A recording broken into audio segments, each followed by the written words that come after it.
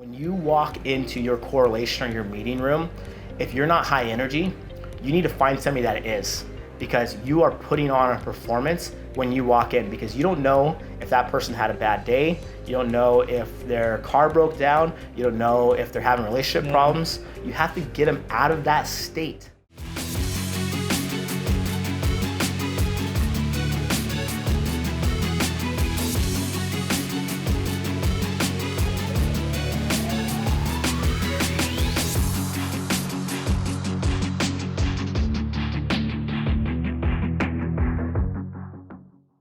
So let's dive into culture, because a big problem in, let's just say, solar or roofing or even just any sales is how do you eliminate complacency? Sales competitions, right? I will do anything for a baseball hat. I will do anything. But how do you get somebody to buy into the damn baseball hat? Yeah. See what I mean? You're like, it's a effing hat, dude. Why would I care? So I think the whole goal is, and I don't want to kind of spoil the workshop that we're doing, but the whole goal is everyone has this 80-20 rule. I think that rule is outplayed. I think it's a little old school. I believe in what's called the 10-80-10 principle, where 10% of your people, you don't have to ever have to talk to them.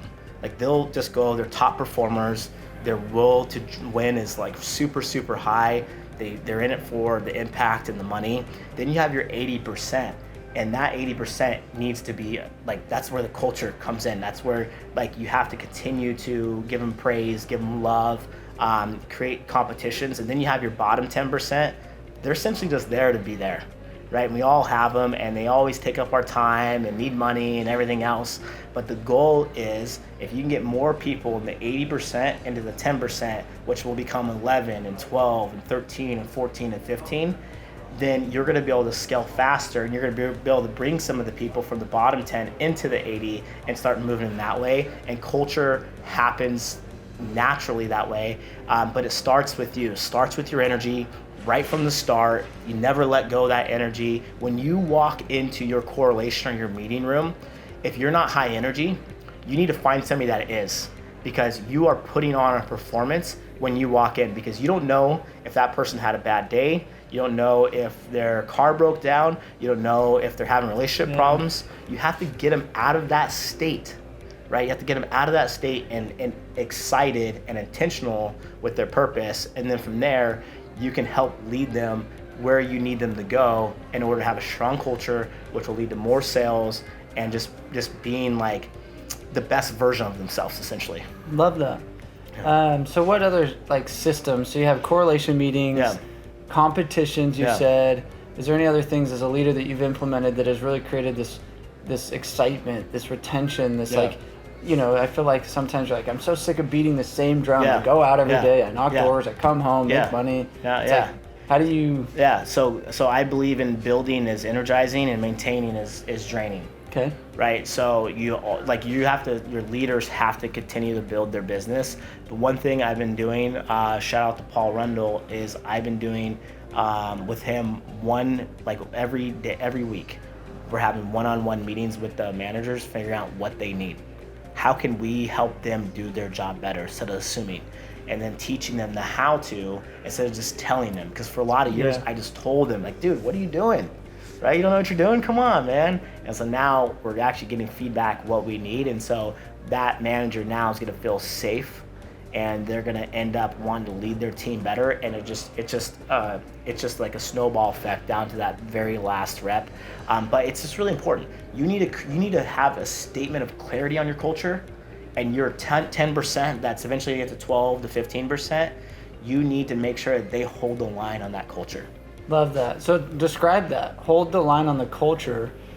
What does that mean? Yeah, it means we don't complain, right? We don't whine. It's never the area, right? It's the 100-0 principle. So what that means, I'm giving you all the nuggets right now. Yeah, no, right? That's what I'm saying. So, 100-0, baby. Yeah, 100-0. So 100%, take 100% responsibility in your actions or lack of action, right? Or your lack of results. And there is a 0% on why you should not leave that person that you talk to, whether it's an employee, whether it's a homeowner, whether it's the person at the grocery store, 0% why you should ever be negative or mean to them. Yeah. So I believe you take 100% responsibility in your actions, and you live to a principle where you're super nice. The law, the universe, whatever you believe in, it's gonna be easier to do your job. Yeah. Love that. So let's talk through like sales. So you still go out, he's still produced 50 solar deals this year. Yeah. You have hundreds and hundreds of salespeople. Yeah. You have more money than you probably know what to do with. He's like, I know I could do something with this money. No, he makes a lot of money. But like, what keeps you motivated sometimes when it's just a slow day to just be like, well, I guess I should just go knock today? Like, how do you keep your systems, habits to still throw in 50 deals, lead from the front? Yeah. What helps you there? So it comes down to that, just doing something out of the left field and winning on it, right? Or trying your best. Like, I've conditioned my mind now. Like, I've calloused my mind, just like we callous our knuckles or our feet, right? I've calloused my mind on a daily basis to win. And so I also just want to stay relevant in the space, right? There's a lot of VPs that don't really sell anymore, and that's good for them, but it's not good for me, because if I ask somebody to do something, I truly believe that I need to do it first. Yeah, because think about this. Relevancy is key. It's like, I think the same way. It's like, I even had two guys today, two different scenarios where guys were like, I just love the fact that you're still go out and knock with companies and you're willing to do the work. And I was like, well, why do I do that? It's because it's relevant.